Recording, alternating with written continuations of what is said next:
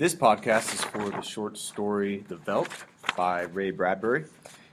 This one should be pretty short. The story really isn't very difficult. I think that it's established pretty clearly in the beginning of the story that this family has purchased sort of virtual reality room, like if you're familiar with Star Trek, The Next Generation, like a holodeck, like a place where it can create scenes from history or create scenes from anything that is in one's imagination, and that these children are allowed to use it at their will. And so you have a couple of things going on in this story. First of all, the naivete of the parents in terms of what technology can do, and also in how their parenting or lack of parenting has created these colossal brats as children, whether it's because of the technology itself or that would be the case without that. It's kind of unknown. Regardless, they sort of allow this playroom, this nursery, to raise the children.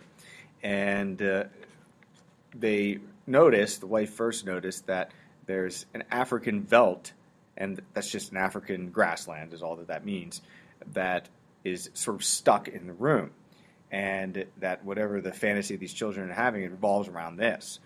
And I think the reader's supposed to figure out relatively early on, because there's quite a lot of foreshadowing, that what the animals are feeding on is basically them, that the children are fantasizing about how the lions are killing their parents, because perhaps the parents are the only thing that keeps them from the precious nursery, or simply because these are kinds of thoughts and tendencies that a lot of children might have when they're young, but that are harmless because they're simply thoughts, but the technology allows for them to become real. Regardless, over and over again, these lions are feeding, and we have the repetition of this image of the screaming, and it's a little bit more foreshadowing that the wife says that the screams are really recognizable. It's their own screams.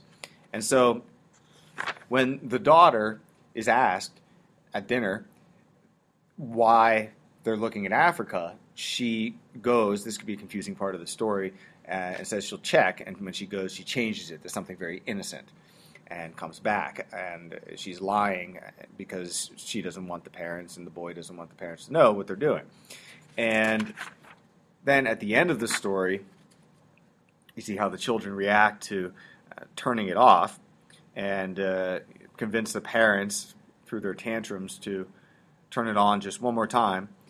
And at the end of the story, it becomes true. And essentially the parents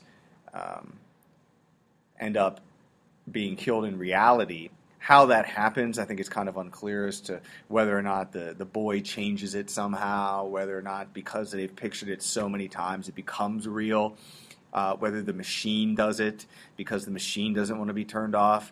And some kind of like artificial intelligence, similar to some things we've talked about in class. It's sort of unclear. I don't think you need to know the exact reason that happens.